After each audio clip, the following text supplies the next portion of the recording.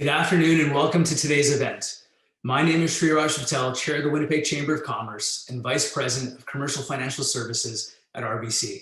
On behalf of the Winnipeg Chamber of Commerce, I acknowledge we're gathered today on Treaty 1 territory, the traditional land of the Ojibwe, Cree, Oji-Cree, Dakota, and Dene nations, and the homeland of the Red River Métis.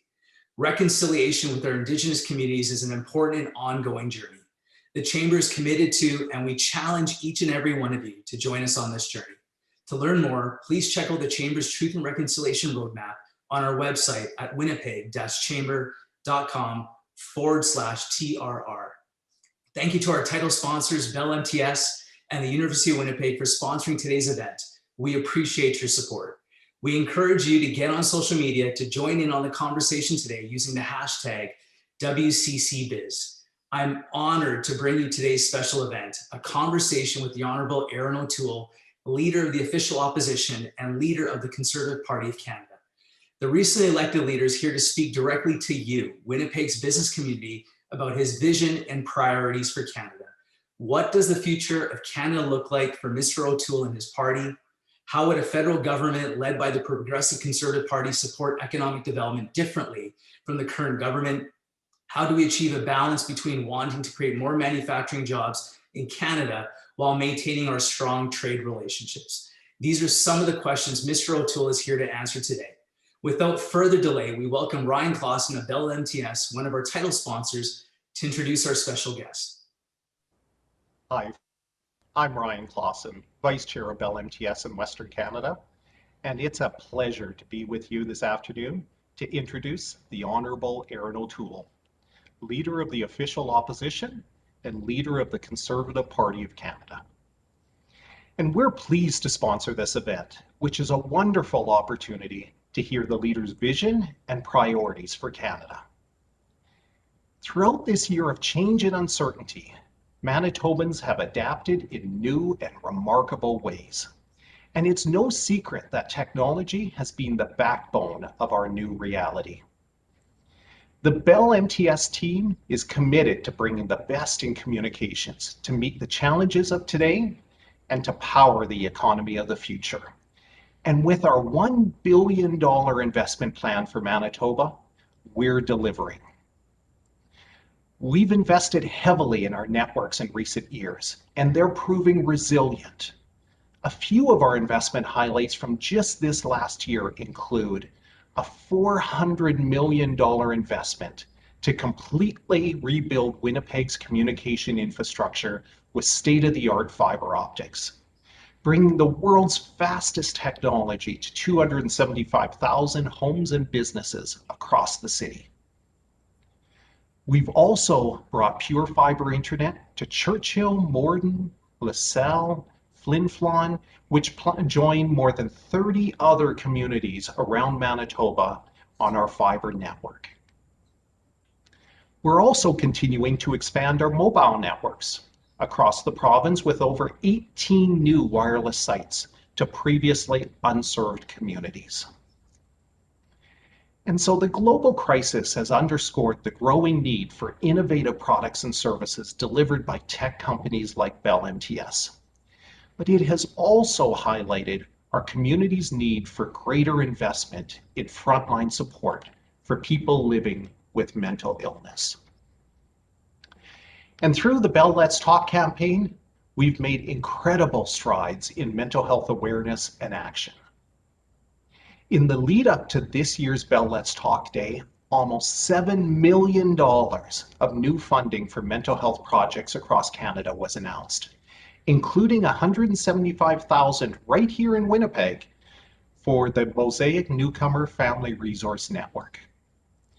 And we're proud to have leaders like Erin O'Toole add their voice to the cause, sending a strong signal that mental health matters.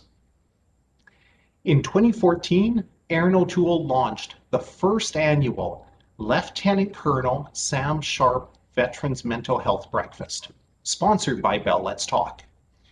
It is now an annual event held during National Mental Health Week and co-hosted by Senator Romeo Dallaire. The breakfast provides an excellent opportunity for veterans, parliamentarians, and support organizations to discuss veterans' mental health issues and to showcase those that have sought help for their operational stress injuries and are leading productive lives. Erin O'Toole has led a life of service. Born in Montreal, he grew up in a middle-class neighborhood in Bowmanville, Ontario. He enrolled in the Royal Canadian Air Force when he was 18 and attended the Royal Military College.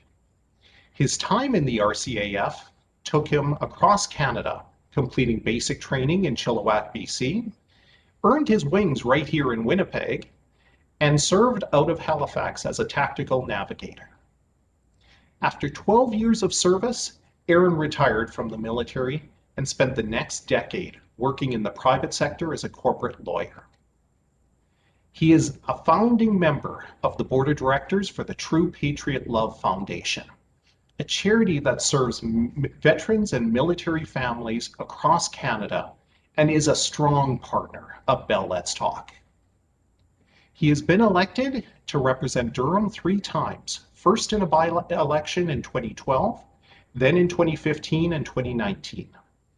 He served as Parliamentary Secretary to the Minister of International Trade before becoming Minister of Veterans Affairs. After serving as a Conservative Shadow Minister of Foreign Affairs for 2 years, Erin is now the leader of Canada's Conservatives. So please join me in welcoming the Honourable Erin O'Toole. Thank you, Ryan, for mentioning the Sam Sharp Mental Health Breakfast. In fact, just last week, I was speaking with Romeo Dallaire about the beginning of May, the first week of May being Mental Health Week. We are going to have our second annual in virtual terms gathering, but bringing together all parties, people in the media, in public life, to try and talk and reduce the stigma surrounding mental health and mental injury. And no one has been doing that more consistently than Bell Let's Talk. So thank you for the kind introduction and for raising the important work that you've been a leader in for many years. Je suis content d'être ici aujourd'hui et si vous avez des questions en français, n'hésitez pas à me les poser. In April 1996, I was living in Winnipeg and training for my RCAF Navigator wings at 17 Wing. I attended the second last jet ski of that era, and the city was in mourning. It was a tough time for Winnipeg and for Manitoba. Our RCAF class, young Canadians from across the country, saw this and designed our course crest at 17 Wing as an homage to a great Canadian city and its team. I have that crest with me. It was a tough time for Winnipeg, and I felt a part of it living there. But much like the RCAF motto, per ardua ad astra, through adversity to the stars, the city persevered and has rebounded with pride. The team is back and the city remains strong.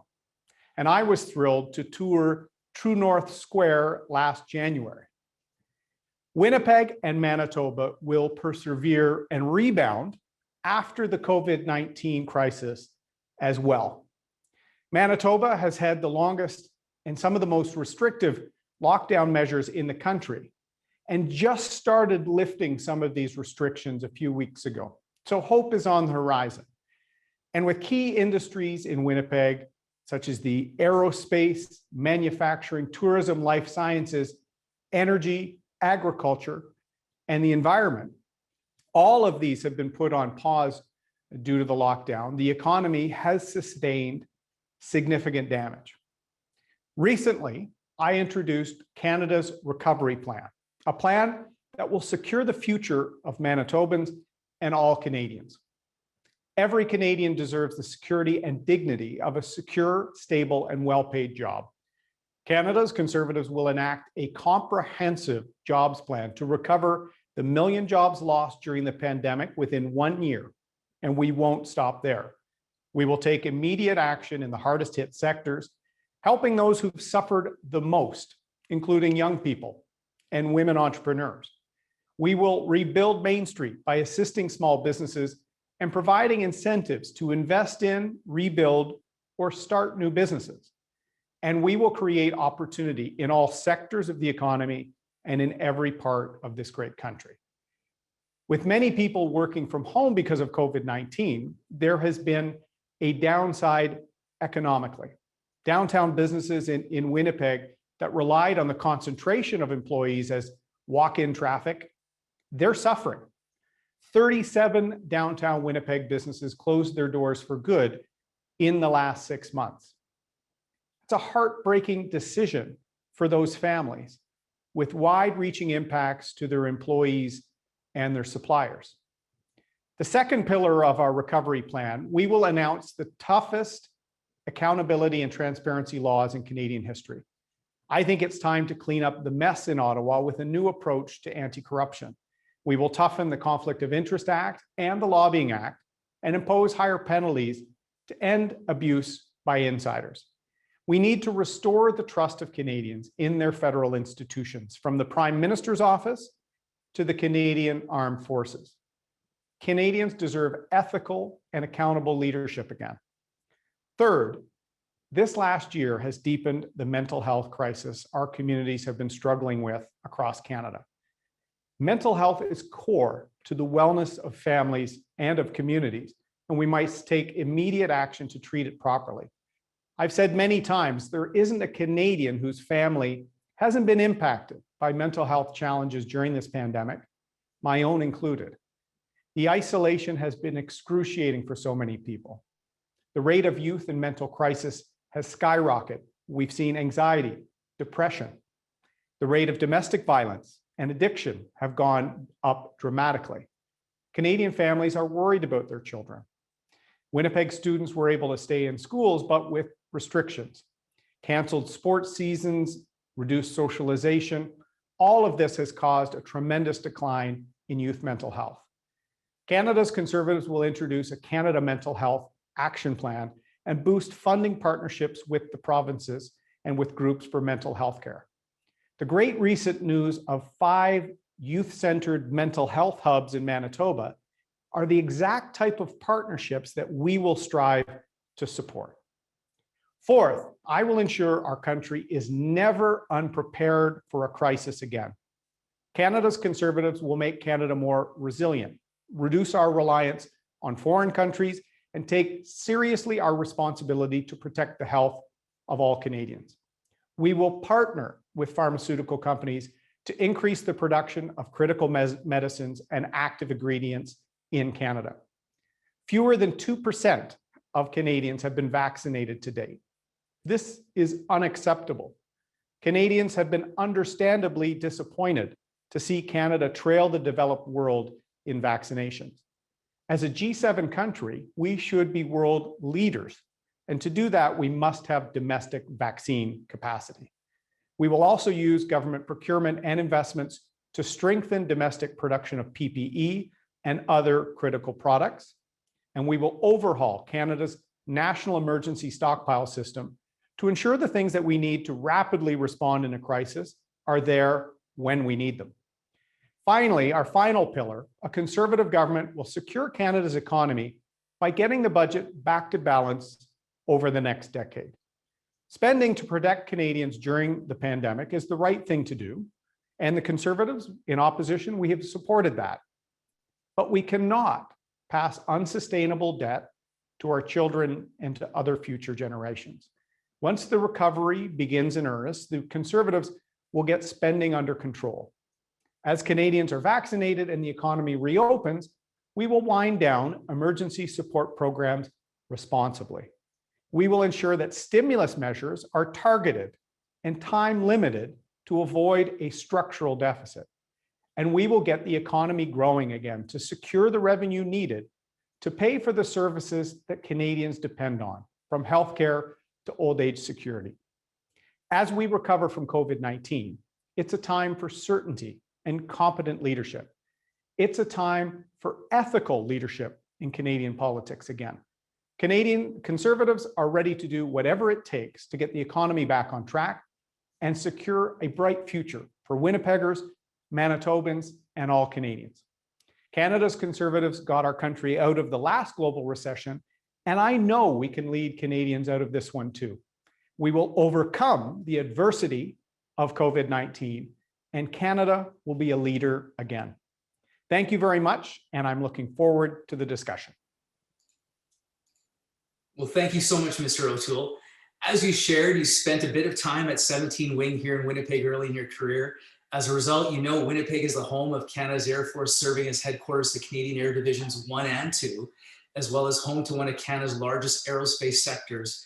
What can you tell us about your experience and your thoughts about Winnipeg and Manitoba? Well, thanks, Shreeraj. I can say I'm a true Canadian because I have been at the corner of Portage and Main in January and lived to tell the tale.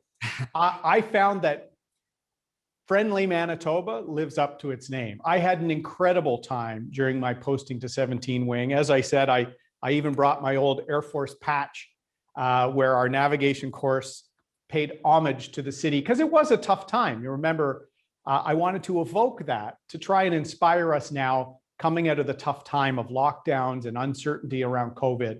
Manitobans are tough. Winnipeg is a critical city, and I learned so much living there.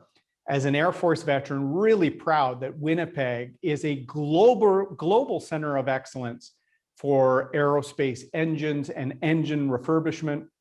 It is the crossroads to Canada. It has some of the same manufacturing and other issues that Ontario and Quebec have, but also has the Western issues of agriculture, energy, resources.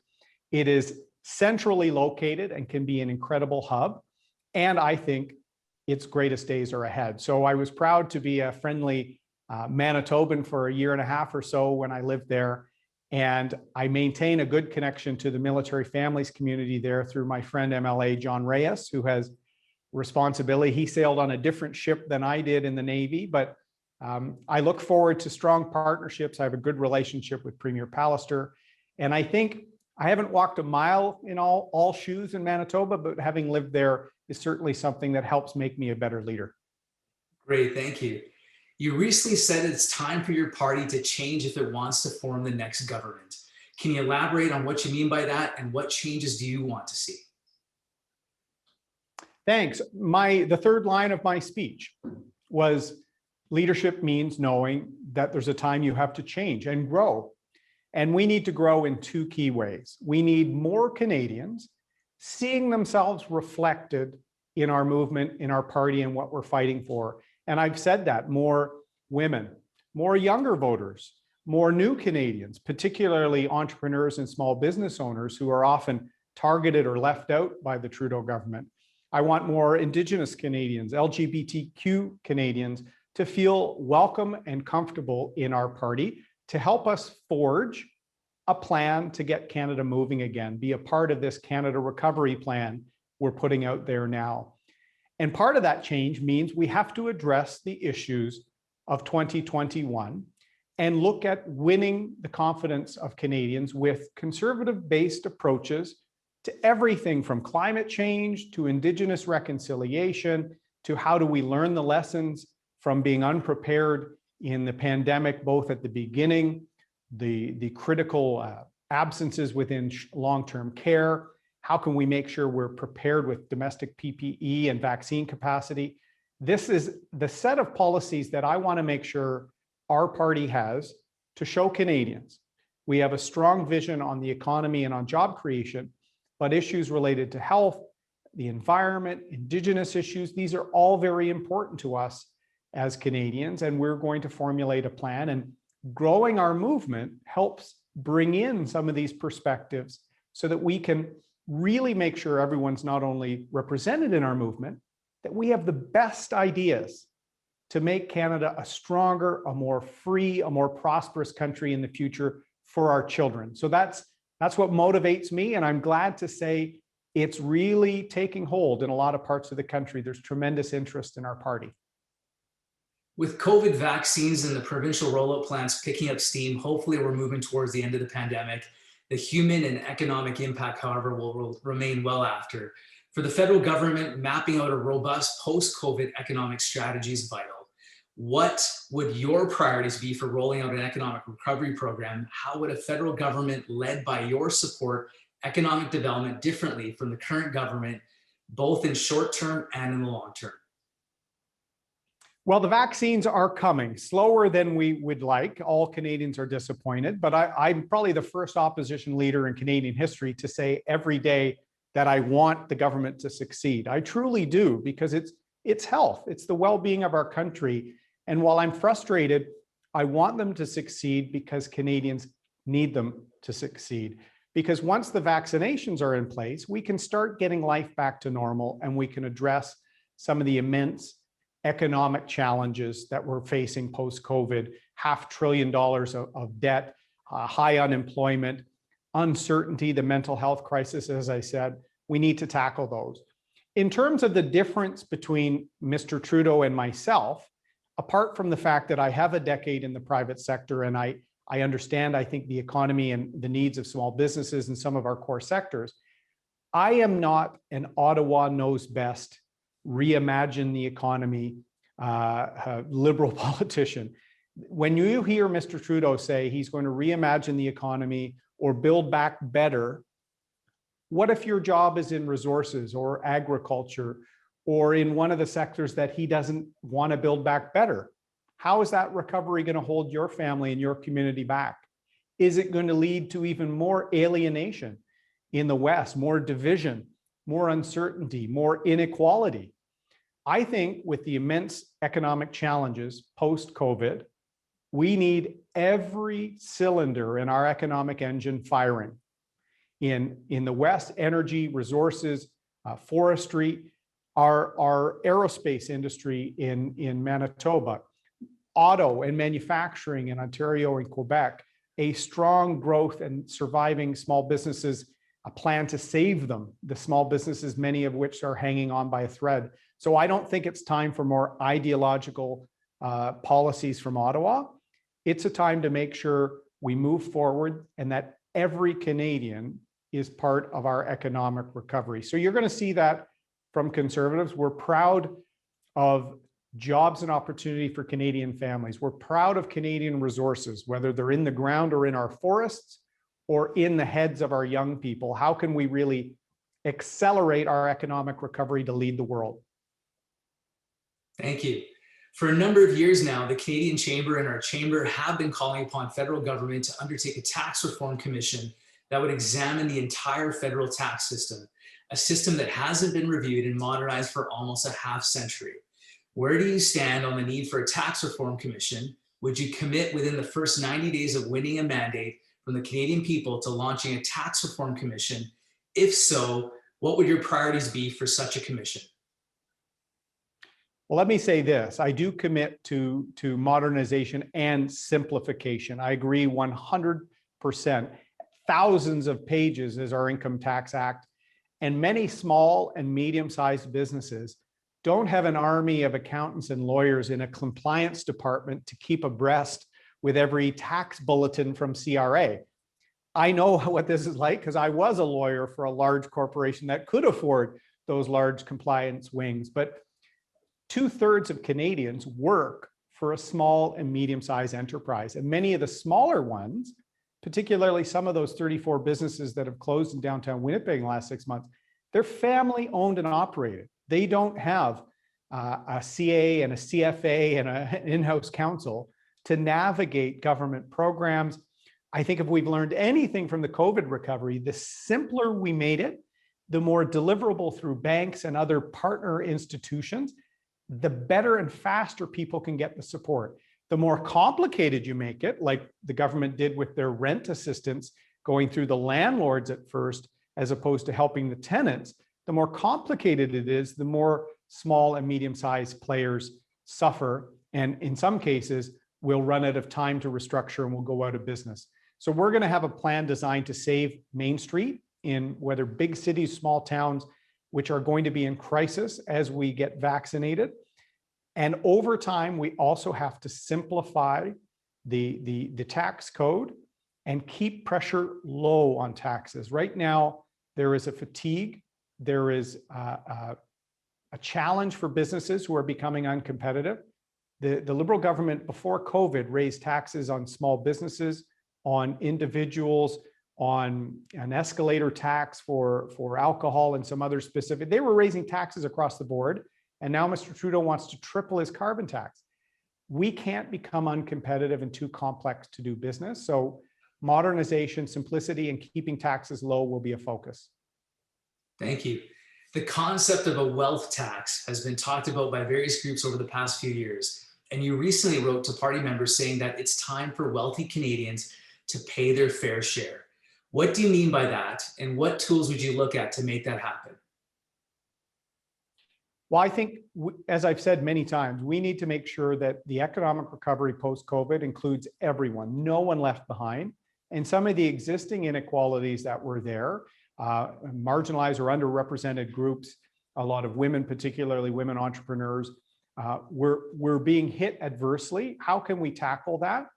And we have a progressive tax system in Canada, and we should clamp down on any attempts to avoid or evade that, including through offshore means and other things, because Canadians want to know that there is a fairness inherent in that, and that there's not a second set of rules for people that are wealthy or who are able to avoid paying their fair share. So we will take a very strong approach on that, and we will try and address some of the inequality. It's also why I'm reaching out to private sector union leaders and trying to build trust and new partnerships.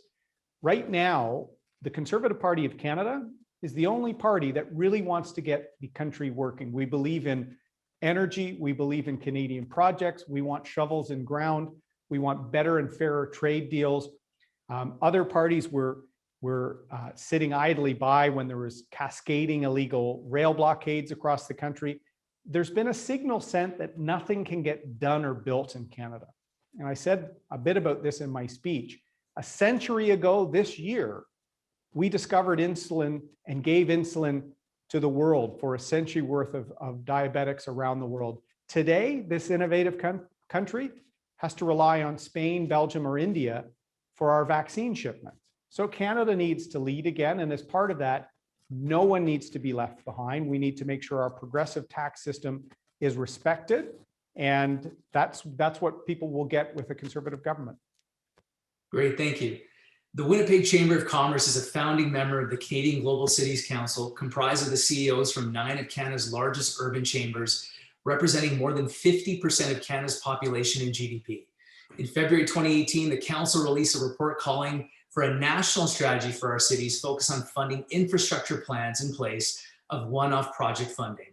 Canada and the US are the only two members of the G7 that do not have a national urban strategy. Where do you stand on the issue, and how would your party support the growth and well-being of Canada's metro centers? Thank you. This is an important question, and increasingly, the economic health of city centers impact the economic health of an entire province. Probably no place in the country is a better example of that than Winnipeg and the importance to the overall Manitoba economy. So our approach will be partnerships. I spoke with Mayor Bowman about a month or two after I became leader, had a very good discussion about priorities. This is the way we will approach things. Partner with provinces and municipal leaders on infrastructure priorities and get them moving quickly. After the last global recession, Canada saw probably the most effective and fast rollout of infrastructure dollars in Canadian history. It was Minister Baird at the time, and I've spoken to him about that process, working on shared areas of priority and partnerships and getting them delivered quickly. I've already spoken to various mayors about priorities, the importance of transit in some areas, a range of investments. I've spoken to Premier Pallister about the Lac St. Martin outlet anti-flood provision, some of the provincial priorities. The Conservatives partner. The Liberals tend to be paternalistic, that Ottawa knows best. This is another risk. What does reimagining or building back better mean to local infrastructure priorities? I know there's a priority for sewage treatment in the north part of Winnipeg. That has to be a provincial and a municipal-led set of priorities where we come in and partner. Look at the Canadian Infrastructure Bank. Lots of bonuses paid, swanky offices. How many projects completed under their mandate? 0. We need to get funds out the door and partner, not be a top-down Ottawa knows best. Great, thank you. Manitoba's agricultural sector is a key driver of economy with products being shipped around the world. You've had some strong words about Canada's relationship with China, a huge market for many of Manitoba's products. What message do you have for local producers and processors who do a lot of trade with China currently? I think all of them agree that Canada needs to diversify and strengthen new markets, as we will likely see more turbulence with China in the coming years. And I think they understand that. The Indo-Pacific represents tremendous possibilities, but it also shows that if you have a prime minister who has a track record of missteps on the global stage, probably the India state visit being the best example of that, putting his own Liberal Party fortunes ahead of exporters. What happened after that disastrous trip, other than some funny late night comedian montages? There was tariffs imposed on lentils immediately by India in the aftermath of that, hurting producers in Manitoba and other parts of Saskatchewan and Western Canada. We need to open up those markets. Vietnam, Indonesia, the Indo-Pacific writ large can be a big counterbalance to what I think will be continued uncertainty with respect to China. I've said as Canadians, our values are not for sale. So we're not going to look the other way when a genocide is being perpetrated against a minority Uyghur Turkic Muslim population in Xinjiang in order to maintain our export access. That's not how Canadians historically have conducted themselves. We are free traders, but we also are very proud of our values and our commitment to human rights. And we need to work more closely with our allies, particularly the United States, Australia, the UK, to make sure that we act in unison so that the response by China, as we saw when they sanctioned a number of Canadian parliamentarians this weekend, that there's strength in numbers. And I think we have to, as a sort of Five Eyes alliance, counterbalance some of the bad conduct by the Communist Party of China and recognize that that there could be some disruption to export to that country, but I think we are prepared to weather that storm to do the right thing. You've talked about wanting to build up domestic vaccine manufacturing capacity and having more of a focus of made in Canada in general. However, we are a trading nation and many key sectors depend on international supply chains. So how do you achieve a balance between wanting to create more manufacturing jobs in Canada while maintaining our strong trade relationships? An important question. The best way to make sure that we have domestic vaccine production capacity is to not have open warfare against the sector as Mr. Trudeau has over the last few years. If people wonder why we don't have domestic capacity as a G7 country, as a leading bioscience country, it's because of a very adverse approach that the Trudeau government had on the Patented Medicine Pricing Review Board, not even engaging with industry, who were looking at innovation investments in Canada, but were basically being told that they were being dictated to by Ottawa. Add to that the fact the Trudeau government decided to partner with a Chinese state-owned or state-controlled enterprise, CanSino, led the entire Western pharma world scratching their head about what Canada was doing when it came to innovative medicine. So we will have a different approach. We will not follow through on Mr. Trudeau's PMRB approach. We will also look to see how we can foster that innovation in Canada, both in our manufacturing sectors in Ontario, Quebec, and in British Columbia.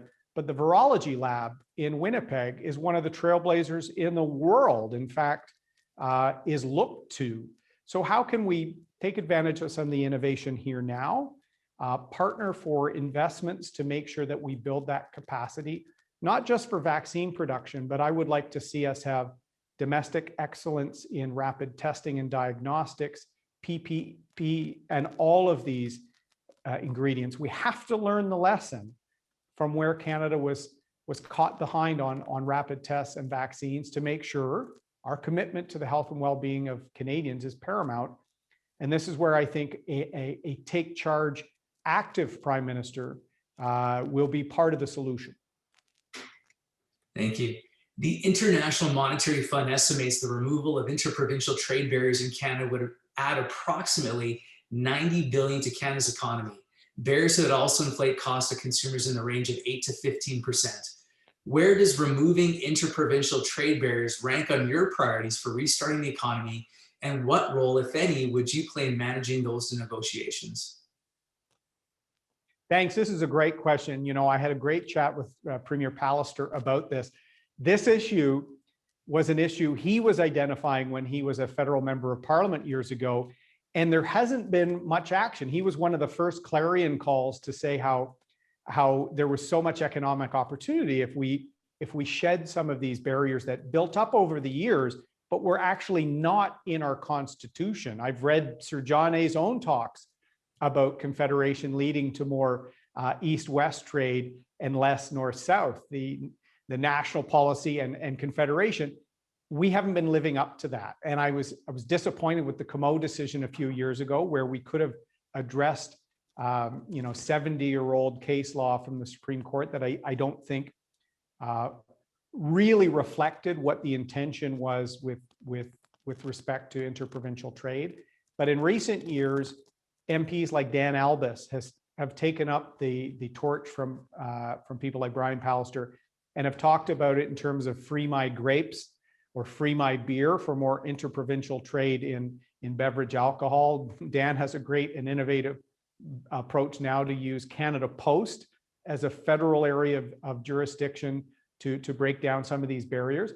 And I think the provinces are ready. So this is an area where we're going to set in motion a federal piece of legislation that defines the will of Parliament and hopefully the provinces. And we may even take it to the Supreme Court for a reference with alignment from the provinces. I think coming out of COVID-19, as I said, we need our economy firing on all cylinders and unleashing some of the held back potential of interprovincial trade will be a key pillar of that. Great, thank you. You've promised your party will offer a comprehensive plan to fight climate change in the next election. Many economists, including some conservative economists who used to work for Prime Minister Harper, have said a carbon tax is the most efficient way to achieve climate change goals. However, you've also spoken against a carbon tax in the past. So are you ruling out a carbon tax altogether, or will you look at doing it differently than the current government? What impact did your recent party convention have on your position going forward? Well, the recent party convention, has not been well understood by many people. We've had climate change provisions in our statement of policy principles for many years. In fact, we've run 2 elections now with a clear commitment to fighting climate change. I'm taking this to the next level because it's a priority for me as a conservative who believes in environmental stewardship, who wants to make sure we address emissions for my children and the future generation. So we're in the process of creating a very comprehensive plan that will reduce emissions without some of the negative aspects of Mr. Trudeau's Ottawa imposed carbon tax, which when he triples it, will hurt some of the people at the margins, will hurt small businesses who cannot be made whole for the costs, and will hurt some of our cross-border opportunities because there is no carbon price in the United States, the states we compete against for work. The great engine rebuilding, the aerospace industry in Manitoba competes against opportunities in other parts of North America for work. And if it's not a market-based approach if our largest competitor does not have the input price for carbon. So how can we partner with the provinces? I've spoken to former BC Premier Gordon Campbell about when he started a carbon tax in British Columbia. I've spoken to other provinces about their approaches with large emitters. We're coming up with a plan that we think will be much more of a partnership with the provinces while reducing emissions nationally. That is my commitment. Our focus will be on the economic recovery. I've made no, I haven't hidden that fact. We have to focus on jobs growth so that we can also reduce emissions with a long-term plan to do that. And we hope to announce our climate change plan. We definitely will announce it before the next election. We're working on it quite diligently so we can put it out to Canadians to show that it's important to us. Great, thank you for your detailed answer. We've seen how the pandemic has had a disproportionate impact on certain groups of Canadians, including women, young people, and recent immigrants. If your party formed the next government, what would you do to help rebuild the country in a way that will ensure these groups have more resiliency against future economic shocks and that all Canadians have an equal opportunity to prosper? Thank you, and very important question. You've seen, I've referred to that already a few times in some of my responses. We know that some groups that were already having challenges before COVID, those issues have been exacerbated by the economic fallout and the health fallout of COVID-19. So when we want to make sure no one is left behind in our economic rebuilding and our recovery plan, addressing some of these inequalities will be part of it. In fact, our ambitious jobs plan, which I said will have 1 million jobs in 1 year and won't start there, it will address some of the uncompetitive issues that developed under Mr. Trudeau's administration before COVID. We saw $160 billion leave Canada before COVID-19. Where can we address that? Where can we save some of the small and medium-sized businesses that are in crisis? Where can we work with women entrepreneurs and tackle some of the issues that they're identifying to us as barriers? This is not me and my close team coming up with a set of priorities that we think fit the solutions people need. We're in the process of reaching out in probably the most comprehensive policy development process our party has ever had. And I'm relying on some incredible voices that are providing input to our jobs plan, which will be comprehensive and exciting. And some of these leaders I'm trying to encourage to run and stand and be part of our team that will actually deliver the recovery that Canada needs after the next election. So we're going to address underrepresented groups, and some of the groups adversely impacted are going to be directly addressed in our jobs plan. Great, thank you. Truth and reconciliation. A number of years have passed since the release of the calls to action. Since that time, while we've seen positive steps made, the fact remains change will require long-term commitment and action. How would a government led by you answer the calls to action? Specifically, what steps would you take to support economic reconciliation with Indigenous peoples and communities? An important question, thank you. And this is an important issue to me as Conservative leader and to our caucus. In fact, my first question in the House of Commons as the opposition leader was to the Prime Minister on a call to action Truth and Reconciliation Commission finding on healthcare outcomes. And we have to make sure we do better in terms of healthcare, in terms of water, in terms of economic opportunity with respect to outcomes for children. I've read the Tina Fontaine inquiry case from Manitoba. That's where there were several agencies, federally and provincially, that failed a young Canadian. And we have to commit to not failing in the future. And what worries me, I have no doubt that Prime Minister Trudeau is very well intentioned when it comes to reconciliation. I have no doubt of that. But when you make a promise of ending boil water advisories, fixing a longstanding blight on our history, and you have no plan to actually do it, that erodes trust at a time that we have to build trust and partner. So this will be an area that I will be looking at partnering and governance run by First Nation and Indigenous leaders. And I'm having some remarkable conversations on that across the country with Indigenous leaders. How can we make sure that there's a partnership approach to tackling these issues together, and economic reconciliation will be an important part of our recovery plan.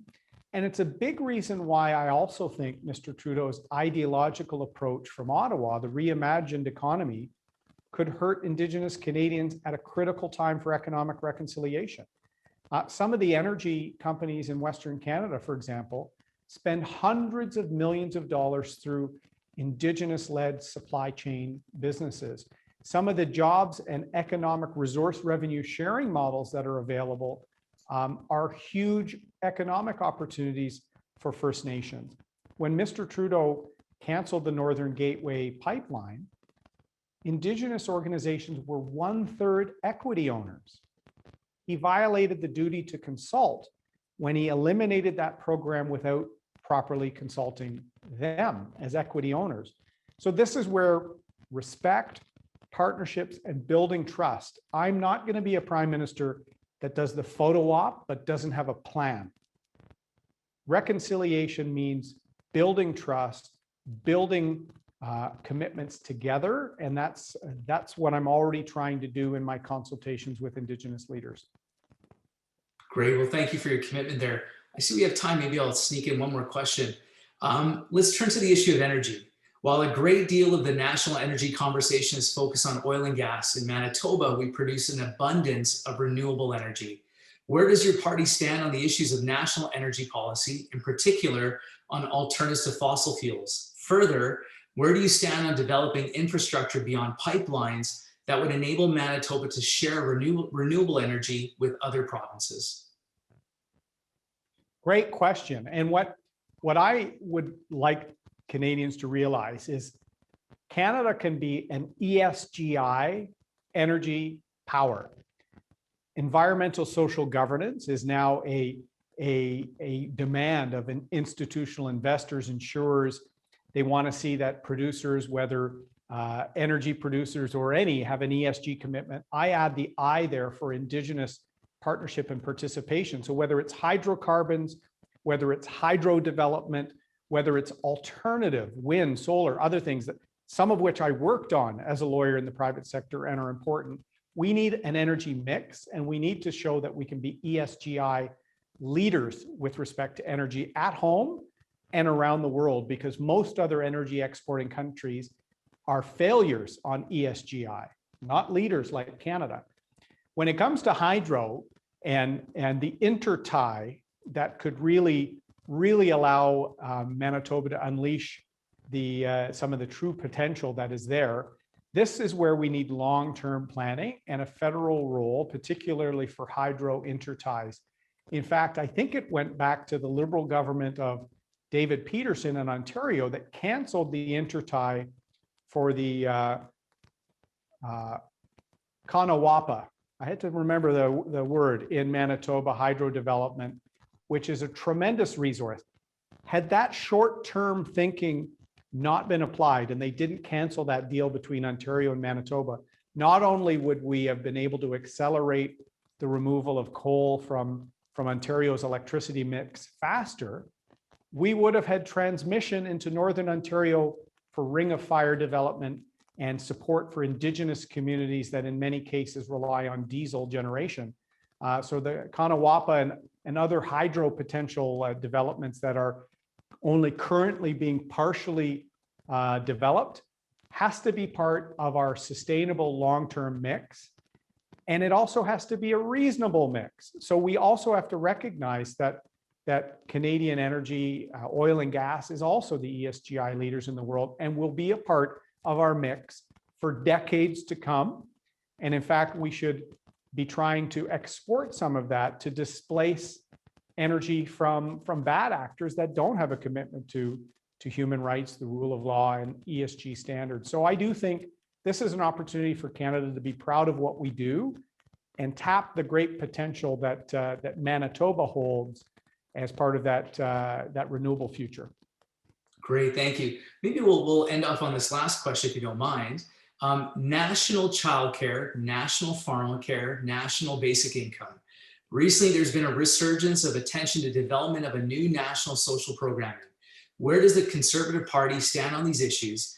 and specifically on the issue of national pharmacare in particular. The Chamber believes strongly that Canadians are well served by the existing system, and that any national pharmacare program should be directly focused on the gaps within the current system rather than laying on duplication costs. Canada costs Canadians billions of dollars. What are your thoughts? An important question, and this is what you're going to see the parties of the left, Liberals, the NDP, and others, national this, national that, national this, national that, when they're running a $400 billion deficit now, and we have one of the highest unemployment rates in the G7. We need to get people working.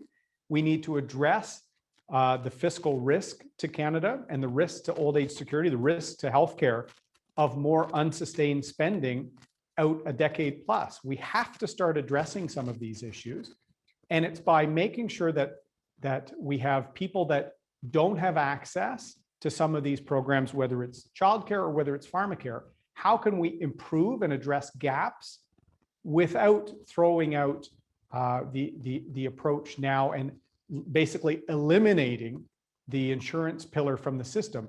Any serious analysis of pharmacare will tell you you're going to guarantee everyone less coverage. And I don't think that's what people want. In fact, when you start telling them that that will happen, they start getting very jittery. So it's how can we make sure no one falls through the gaps or people at the margins have coverage? We are committed to that, whether it's partnerships, the national formulary, an approach to rare disease and other rare medicines. Some of the provinces that have capacity issues, how can we address that as part of a long-term, predictable, increasing approach to health partnerships? But sometimes people have to realize that these pledges being made by whether it's the Liberals, the NDP, and others, that actually led to us not having vaccines for this pandemic because Mr. Trudeau was trying to force industry into his a regime for pharmacare. I think we have to fill the gaps, make sure it works better, and make sure Canadians have access to the best medicines, particularly for their children or their elderly parents. We are committed to that. Great, thank you. Well, that is all the time we have for today's Fireside Chat. On behalf of the Chamber, thank you so much for joining us today, Mr. O'Toole. Our Winnipeg business community is grateful to have had the chance to hear about your visions and priorities for Canada. That concludes our event for today. Before you log off, I want you to register for this year's virtual Civic Leaders Dinner on Thursday, April 15th. This annual dinner series brings together the Mayor, City Council, senior administrators, and community leaders like you to engage in meaningful dialogue about our city. It's an evening about sharing stories, struggles, and discussing potential solutions and partnerships. Spots are limited, and we encourage you to purchase early to avoid missing out. Tickets are $25 plus GST. The Chamber will be donating ticket proceeds to Halifax, Winnipeg's new Inuit Arts Center and first of its kind in the world. Thank you for joining us today. We look forward to seeing you at our next event.